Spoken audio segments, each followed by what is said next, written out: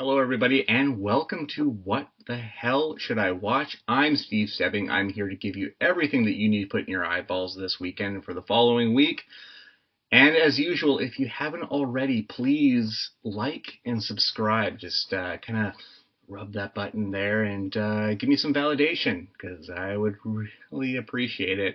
And maybe, I don't know, share it with your friends. That'd be super helpful as well.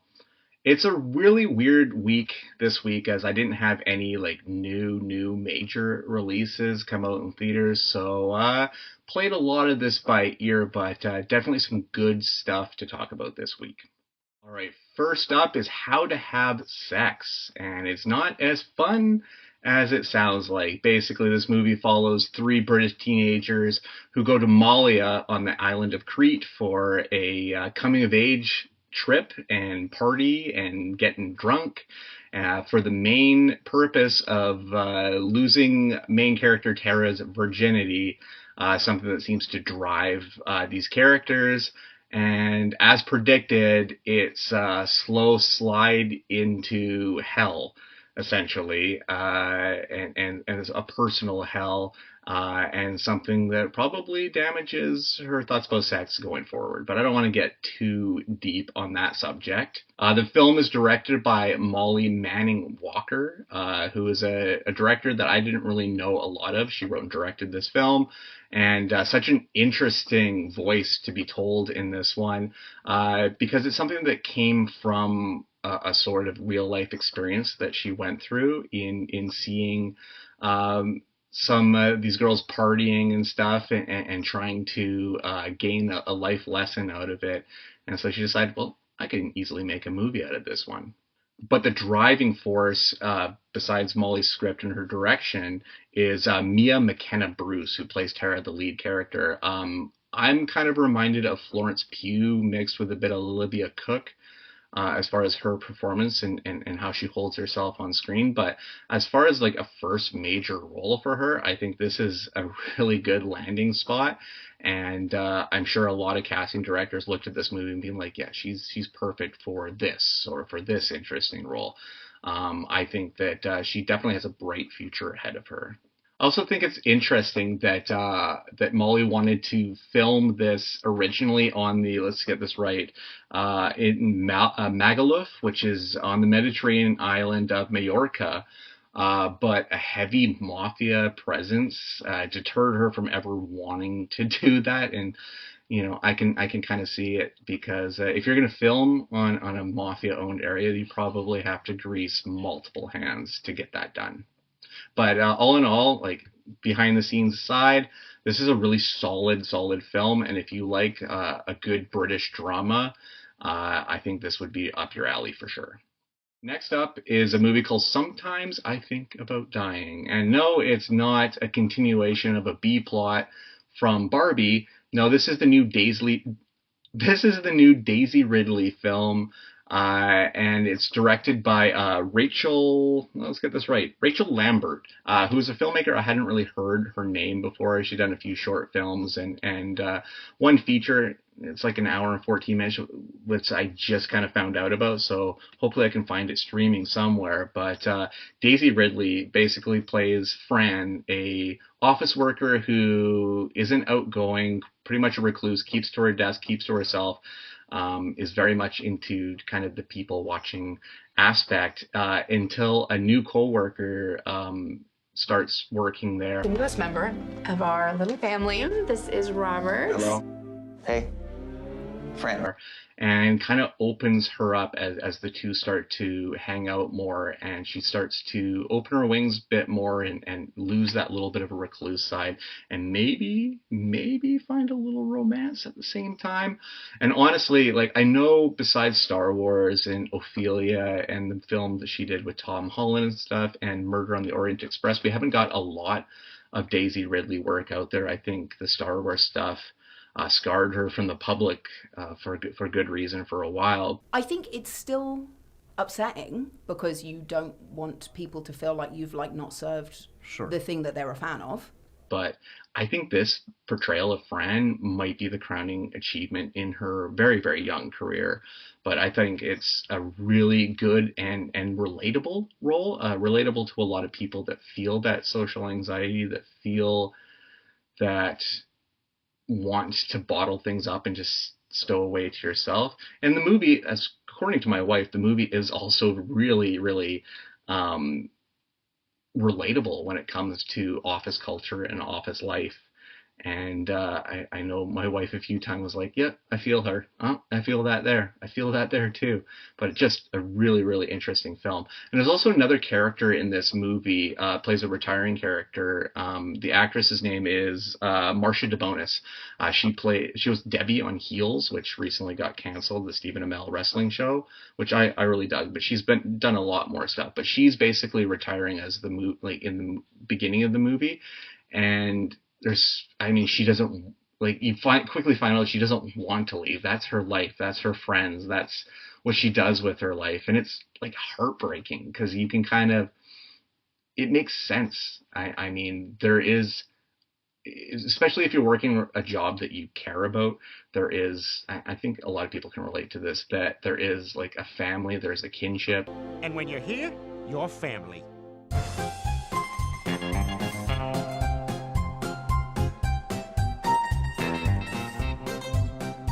That food was all very salty.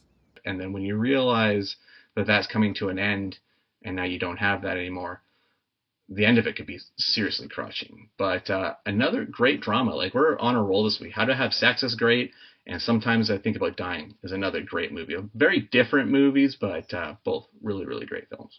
I also really, I know this is an attack on to Sometimes I Think About Dying, but there's a Canadian comedian in this one that plays that new coworker, Dave Merheige, who's really great in this movie. I've never seen before. I've never taken in his stand-up, and I really want to now to see how different he is from this character.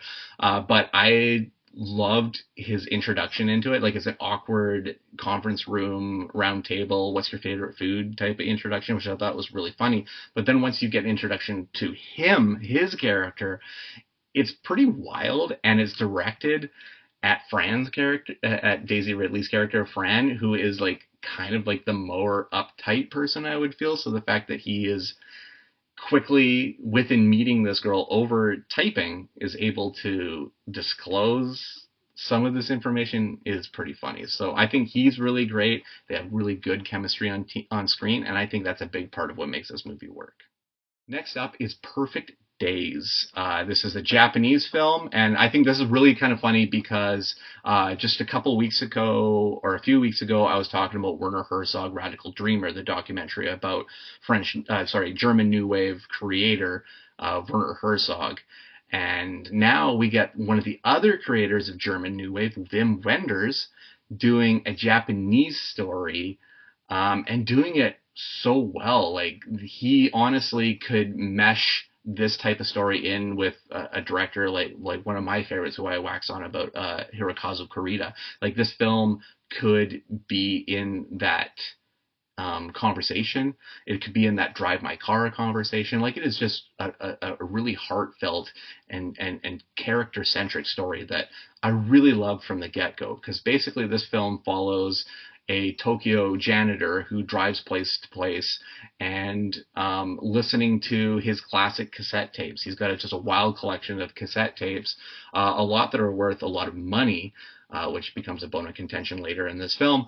But just an interesting film, and kind of like one of those layered films where you're figuring out this character through his journey. There's not a lot given out. As far as Wenders doing this film, it reminds me a lot of when Jim Jarmusch did that really quiet, character introspective film Patterson with Adam Driver and Golshifteh Farahani. Really interesting, and again, like, to its core, pretty relatable film. And I thought that was fascinating above all. And I mean, a soundtrack with a lot of Lou Reed, a lot of great classic tracks on here. The soundtrack, I would love to press the soundtrack on vinyl and have it, because it is one of those a kind of eclectic feeling, but still like rock and 70s driven music. And like I said, they lean a lot on Lou Reed in this one. And of course, Perfect Day does play in this film, which I thought was absolutely great because I'm a huge Lou Reed fan, and then of that song in particular as well. I also want to say that the film stars Koji Yakusho, who is like a Japanese legend. I mean, done so many Japanese films, but the ones that kind of leap out is 13 Assassins, Cure, and then he was also in Inarritu's Babel with Cate Blanchett and Brad Pitt, although not in their storyline. He was more relegated to the Rinko Kikuchi storyline, the death storyline that's in that one. People have seen Babel, I think, is one of Inarritu's like lower rated films, but I still think it's a damn near a masterpiece. So he's really, really great in that one. And I mean, Cure from 1997, phenomenal film. So it'd be a great introduction to him because he is just a treasure trove of great roles. But in the end, I really dug this movie, and it's been a long time since Wenders has made a film that really resonated with me and something that I felt carrying on my shoulders and in my mind beyond watching it.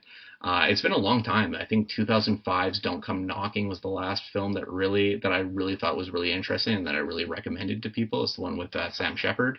And yeah, it's been a while. So that would be like 19 years since that movie came out. And I mean, I have watched Wender stuff since then, but nothing has really connected with me. One of the last ones I remember was Everything Will Be Fine with James Franco. Just a film that just felt dull and listless. And I watched it in 3D in the theaters, and I was like, why am I watching this in 3D? Wenders has this thing about 3D. Some of it works, some of it doesn't, but he's a German New Wave legend, so we just kind of let him do what he's going to do, because the guy did make the film Until the End of the World, and he made the original Wings of Desire, so, and Paris, Texas, so we give him all sorts of leeway because he deserves it. All right, next one up is a little bit closer to home, just because I know the co-director on this one, because it's my friend Kayvon Saremi that co-directed this one. But this is a documentary called Cover Your Ears, and it's done by Patrick Schall. Patrick Schall also did the Uwe Boll documentary, Fuck You All, which is just such a great title. I would love to hear that get announced at festivals and everything. Fuck You All, the Uwe Boll story. It's pretty fun. But he also did he did a documentary on Chai Peg from SNFU. He's kind of like a lower mainland Vancouver like legend. He was in a band called SNFU that was, I mean, part of the punk scene for decades. I don't know if it's streaming anywhere, or I'm not sure exactly where you can find it now. But it's definitely worth picking up, especially if you know the Vancouver punk scene at all. But Cover Your Ears is basically about the ever-moving line between art and obscenity that the establishment has kind of hung over music for a long time. And this has got really great involvement by people like Jello Biafra, formerly of the Dead Kennedys. Who else is in this one? Dee Schneider from Twisted Sister, Chuck D from Public Enemy, and Ian MacKaye of Minor Threat. I mean, that's just a short list of all the great people in this. There's a guy from Misery Signals in this one I love Misery Signals Signals, and like, as far as a metal guy goes, I dig them a lot. But it's really interesting because it actually informed me a lot too, because I didn't know that Mozart made dirty songs about farts and everything.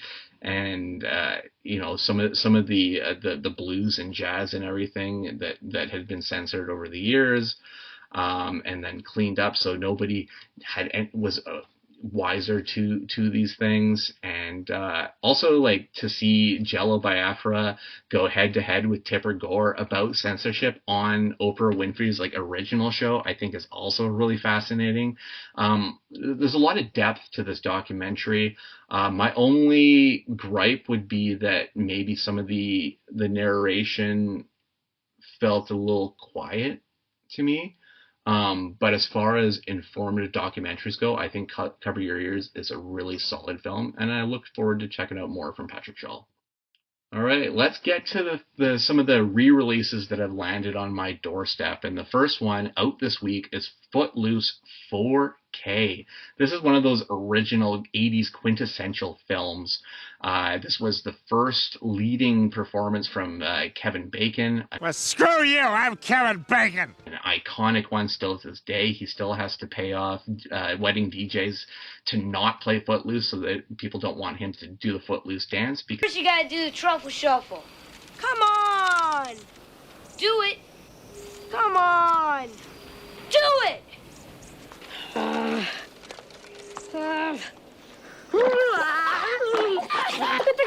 He could probably only do a little bit of it because a lot of it was done with a stunt double or stunt double, or is it dancing double? Dancing double? Dance double? Let's go with dance double. But this movie also had Laurie Singer in it, who was like the it girl of the time. And you look at this film and you're like, yeah, she was incredible. She was that dream girl, and especially a country dream girl. Like everyone was all about her at the time. You got Chris Penn in an adorable performance. He's so great in this one. I think in the remake it was Miles Teller, but I love Miles Teller, but he does not hold a candle to Chris Penn. He's so great. And then John Lithgow doing his John Lithgow thing, being the overbearing reverend of the entire town that is kind of holding the kids back from fun and from growing, just because, trying to protect the kids from a car accident by protecting them from dancing and drinking and all that kind of stuff. So plays that role well. Also, you have Diane Wiest as his wife in this one, and I adore Diane Wiest. Just finished watching the first 2 seasons of Mayor of Kingstown, probably the latest thing that she's done right now, and I adore her. Really waiting for another season of that to come out. And there's somebody I'm forgetting. Who am I forgetting here? Oh, Sarah Jessica Parker's in this really like early role, and I'm wondering if this was around the same time or before she did that show Square Pegs. But SJP's in this movie as well, and I mean she's an icon at this point. Whether you like Sex and the City or not, she's an icon. This was also Herbert Ross's first hit film after the Goodbye Girl, his Neil Simon adaptation that he did in 1977. So he did Pennies from Heaven and stuff that was like well received, but nothing was like a huge hit until 7 years later he makes Footloose in '84, and boom, like just one of his giant films. And Herbert Ross is no slouch. He's got some great movies, including his final film, which was Boys on the Side with Drew Barrymore, Whoopi Goldberg, and Mary Stuart Masterson? I might be wrong on that one. I think it's Mary Stuart Masterson. Pretty sure. But I thought this was really funny, and I have to read this one out because I think it's fascinating. This Footloose, and I didn't know this, is loosely based on a true story from a city in Oklahoma called Elmore City in 1978. Dancing had been banned there for nearly 90 years until the students of the town fought back and got their dancing back. They had their own Ren McCormick somehow. I doubt they had a Ren McCormick, but this is how Ren McCormick was born, was through this story from Oklahoma in 1978. I also think it's funny that this film was nominated for 2 Academy Awards, both for original song. One would be Footloose, obviously, and the other one would be Let's Hear It for the Boy. You know that song, Let's Hear It for the Boy? Like, that's the Chris Penn Learning to Dance song. And those songs both lost to I Just Called to Say I Love You from Stevie Wonder, which was used in Gene Wilder's movie The Woman in Red. I mean, that's a good song. That's a good song, but is it better than the other than Footloose, or you know what I mean? Like, is it better than both of these songs? Let me know in the comments what you think of those 3 songs. What is the actual winner? But I'm going to end off this review, because the movie looks really great in 4K. It is a classic that I feel like if you're into film and you want to go decade by decade and what are the defining films, Footloose is one of those special films. But I say that Andy Samberg's film Hot Rod has kind of skewed it for life, because every time I think of either film, I think about the warehouse punch dance scene, to the point where Rod Kimball ends up rolling down the hill in a very painful accident. And yeah, these two movies, Footloose and Hot Rod, are linked in my brain until the day I die. All right, so this next one is really cool because I had no idea it was coming to me, and it's so hard to explain, really, but it was sent to me by Universal. This is the Universal Classic Monsters Limited Edition Collection in 4K, and basically it is just like a giant flip open book. Like, it is an actual collectible book with some brilliant art by an artist named Tristan Eaton, who does some really great and colorful, like, mosaic work that just pops off of this book box set here. Go to Tristan Eaton on Instagram to see some of his great work, because he has done some incredible stuff and was an easy pickup, I think, to do this collaboration with Universal. But it has 8 of the classic monster films. It is Dracula, Frankenstein, The Mummy, The Invisible Man, The Bride of Frankenstein, Wolfman, Phantom of the Opera, and Creature from the Black Lagoon. These are all those Bela Lugosi, Lon Chaney, Boris Karloff classics, monster movies that not only revolutionized the genre and kind of gave it a foothold in film, but have gone on to inspire and create so much inspiration that's still felt in films today. I mean, we're going to get a Guillermo del Toro Frankenstein movie this year. I think it's filming this year. Are we going to see it this year? Maybe towards the end, towards December. I hope that's the release date, because that would be a really snug release date for some Academy nominations. Especially since I guess Nightmare Alley would be the last. Pinocchio was the last in the Nightmare Alley, and they were both recognized by the Academy. So Guillermo has their ear, especially after Shape of Things. So, and we wouldn't be here if it wasn't for the Universal Classic Monsters collection. So definitely check this one out. It is gorgeous. It's got 12 hours of bonus feature, including a brand new newly discovered orchestra track done by Philip Glass for Dracula, which coincidentally enough was the only thing out of this box set I've seen, because I watched it for my other podcast, Tremble. We watched the original Dracula, and then it was kind of recreated in the Nicolas Cage, Nicholas Hoult movie last year, Renfield. So that one has a special place in my heart. But to go now through Wolfman and Bride of Frankenstein and all of these movies, I'm kind of tickled about it, because they're not too long, but they are absolutely iconic and must see. And I actually can't remember if I've seen all of them before, so I'm really looking forward to that. I also can't seem to find how much this costs, because when I get sent something cool like this, something big and wild, like, because when it came to me, it came in a box that I thought was like a giant record. I had no idea what it was. So I'm feeling this is an 8-film 4K collection with an extra disc of bonus features. Thinking this might be up near $170 to $200 if you're going to get it. It's listed as an Amazon exclusive, so I can honestly tell you I have no idea how many copies of this are out. So if you really like stuff like this, I would suggest you gotta get into it right away. Let's get into some television here. First up is a limited series on Netflix called One Day. And I watched episode 1. I thought it was absolutely delightful. Great chemistry between the lead stars, Leo Woodall and Ambika Maud. I think that they are really great together. Basically, this is a love story that's told over days, over multiple years. And episode 1 is these two characters trying to get through a one-night stand together, but end up basically spending all night together and getting to know each other on kind of a deeper level.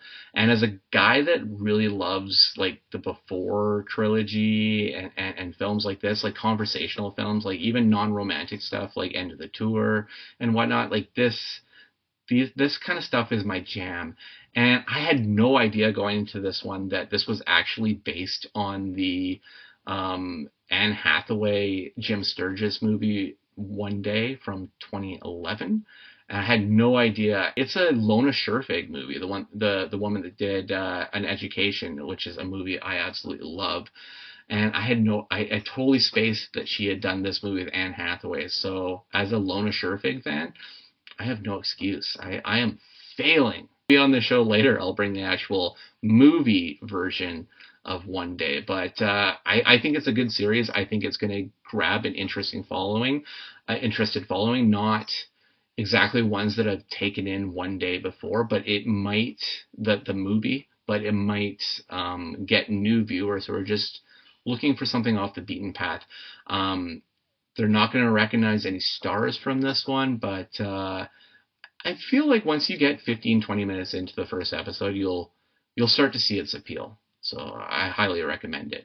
And it's done by Nicole Taylor, and Nicole Taylor wrote Wild Rose with Jessie Buckley, the Irish country music movie. And I have a deep love for Jessie Buckley. I have ever since the first time I saw her in anything. So that really sold me right away that, this is from the writer of Wild Rose. Yeah, okay, so I'm into this.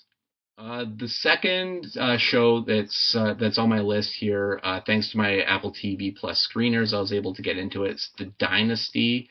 It's a sports docuseries. The first season is on the New England Patriots.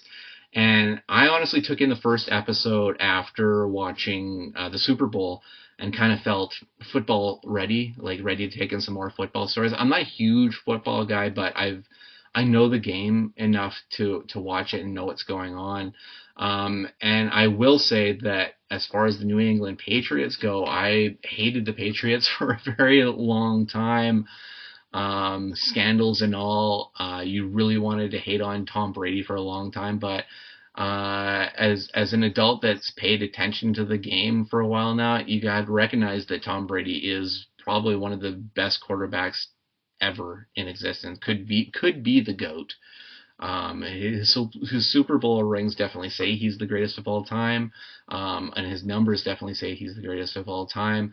But it's really interesting to take this series because this one goes way back before Brady was even, when Brady was just joining the New England Patriots, when he was battling for a position, when Drew Bledsoe was the man in charge of the team. So this docuseries, focuses a lot around Robert Kraft and Bill Belichick and Tom Brady, but the beginning of this story is basically almost how injury forced the Patriots and Bill Belichick to almost abandon their plan that they had with Drew Bledsoe, whether that rubbed Robert Kraft the wrong way or not. Robert Kraft is a guy that made Drew Bledsoe $100 million, or is it $10 million a year or something like that. He gave him a huge contract to say, you're the guy, and then after an injury, it's immediately taken away from him by Bill Belichick. So it's really interesting. And then to see Tom Brady kind of being slotted into that role and struggling at first, it's really fascinating because whenever you think about this team, you think about the dynasty, you think about how important they are to NFL and how dominant they were in the NFL. But as the series starts, the Patriots were terrible. Their diehard fans were only diehard fans because they believed one day something good would happen. And obviously, patience won out, and they did have possibly the greatest football team of all time. So as far as a docuseries goes, if you like those, you will dig this one. If you like The Last Dance or shows like that, you will dig into this show big time. But I think even if you're not a sports fan, but you're into a well-told documentary series and a character-based series, I think The Dynasty might surprise you. And I hope that they go beyond this. I hope this season is effective. It brings in the viewers, and then they can tackle other dynasties or other teams, not just in the NFL, but let's hit the NHL. Let's hit MLB. Let's do big, 10-episode shows about incredible sports teams. I think it could be a niche that I would really dig into. All right, let's bring in some geek outs to finish this off. The first one is The Color Purple 4K. And this is really interesting, especially because The Color Purple just played in theaters over the holidays and through into January. Earned Academy Award nomination for Danielle Brooks. Very, very well earned. She's an incredible performer, so it's cool to see her recognized on a bigger level. I think is the lone Academy Award nomination when it comes to The Color Purple. But I got The Color Purple 4K, the 1985 version of this film, the Spielberg version of this one, and coincidentally, it was both Whoopi Goldberg and Oprah Winfrey's first acting roles in their career, and they both earned Academy Award nominations for it. With Oprah getting Best Supporting nomination. She was also nominated alongside Margaret Avery in that. So 2 supporting actress nominations for Color Purple, and then Best Actress for Whoopi Goldberg, which is insane that she got that in her first performance. She did not win that year. Instead, that one went to Geraldine Page for A Trip to Bountiful. Trip to Bountiful is a good movie, but it's, as far as like staying power in your mind, it's no Color Purple. So it's like, it shows that sometimes the finger is on the pulse with the Academy for great performances, but not on the pulse of the mainstream of what's going to live on. And I think this is an illustration of that point right away. But this movie is, seeing it in the 4K and seeing how incredibly and sweepingly and stunningly this movie is shot. It's got such great lighting and some really great long shots and wide shots done by Alan, what is his name? Alan Diviow. Probably saying that name, but saying that name wrong. But this is a multiple time collaborator with Steven Spielberg. He did E.T. the Extraterrestrial with Spielberg. He did Empire of the Sun, filming a young Christian Bale on that movie. And he also did Harry and the Hendersons, which is like a absolute childhood gem that I don't think people talk about enough anymore. John Lithgow, again, he's getting brought up the second time on this episode, doing family film gold with this movie. I love Harry and the Hendersons, and maybe we should get a 4K of that guy, if there isn't already one. Maybe I'm forgetting that there is a 4K for Harry and the Henderson. I might be wrong. But bring it back. Harry and the Henderson's great. Don't remake it. Just reissue it, because I would really like it. I think the fascinating thing, because yes, The Color Purple is at its core, a black film, but it's directed by Steven Spielberg. And I know people not in the know that might rub them the wrong way, that a Jewish man did a black story, but Quincy Jones, who produced this film and also did, I believe, compose the score for this film as well, Spielberg was his number one choice. And when he approached Spielberg to do this, Spielberg turned it down. He did not want to do it because he did not think he was the correct voice for it.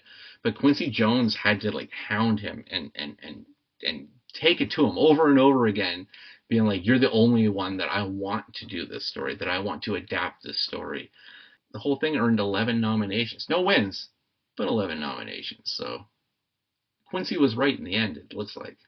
Still, it's such a phenomenal film, and one that I appreciate a lot more now than I did before. Little Nikita is next up. As River Phoenix and Sidney Poitier. Poitier plays a CIA agent that is trying to vet out a family as Russian sleeper spies, and ends up forming a pretty close bond with their son, played by River Phoenix, who is an actor that was always ahead of his time, always really, really great to watch on screen. And honestly, it's tragic that we lost him to a drug overdose in the Viper Room in the 90s, because I think he would have been a multiple Academy Award winner to this day. Even at the time, because he would do this movie and then Sneakers in 92 or 93 with Sidney Poitier as well. Sidney Poitier even said about the guy, he said, I feel River Phoenix is one of our finest young actors and destined to leave an indelible imprint on American films. And he did leave his mark in the films that he's in. My Private Idaho is a great film. Stand By Me, albeit a younger River Phoenix. But Little Nikita is a movie that I really, really dug. Apparently, River did not dig it as much as I did, because he had an issue with how stereotypical they were approaching Russians in this film. And in the day and age we're at now, probably a little bit more delicate, but he thought they were being a little rough on it. So I don't think he was a huge fan of the final cut of this one.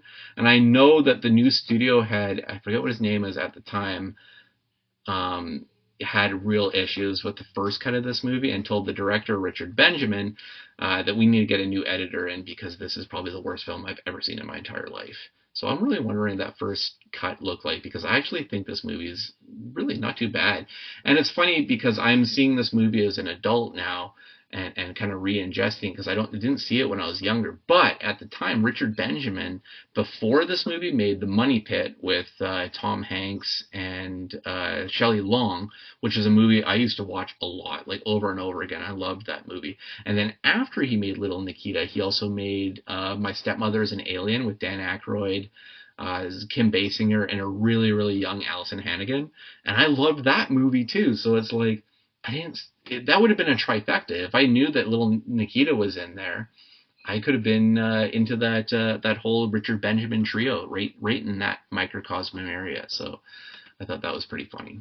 One other thing that I really wanted to bring up here, just a really quick tidbit, is this has an early role from a younger Richard Jenkins, like character actor Richard Jenkins, like everybody's favorite Richard Jenkins, like one half of your favorite duo from Cabin in the Woods alongside Bradley Whitford, Richard Jenkins. And to see him young and playing River Phoenix's dad in this, I thought was just so great, because I had no idea he was in this one. So to see him appear in it, I was like, that's pretty solid. And I picked it up for cheap. It was like $12, so definitely worth it in my opinion. Last up, and I'll be kind of quick about this one, the Flash Complete Series. I got Warner Brothers to send this one to me. This, I think, is the best piece of the CW DC Arrowverse that came out. I think it goes Flash, Legends of Tomorrow, Arrow, Superman and Lois, Supergirl, Batwoman. I think that's my order of how great those shows were, and I mean varying distances between them. But Grant Gustin is the most apt for his superhero role. I like Stephen Amell's Oliver Queen, but Grant Gustin is Barry Allen, and Grant Gustin is the Flash. And it's really funny that they decided to go with Ezra Miller as Barry Allen and the Flash when they had somebody perfect on television the whole time. I am out there to say that if they did a Flash movie with Grant Gustin, it would have been way better than that terrible movie that we saw in 2023 and wasted the potential of bringing Michael Keaton back. Like, if we had Grant Gustin and not Andy Muschietti leading this whole thing, we could have had something really, really, really great. And last, we got the creepy Ezra Miller to just absolutely tank that movie and make like weird virgin jokes and stalker jokes and just inept stuff. And I don't want to get into a bad review again of The Flash, so I will refrain from doing that. But I hated that movie, just so you know.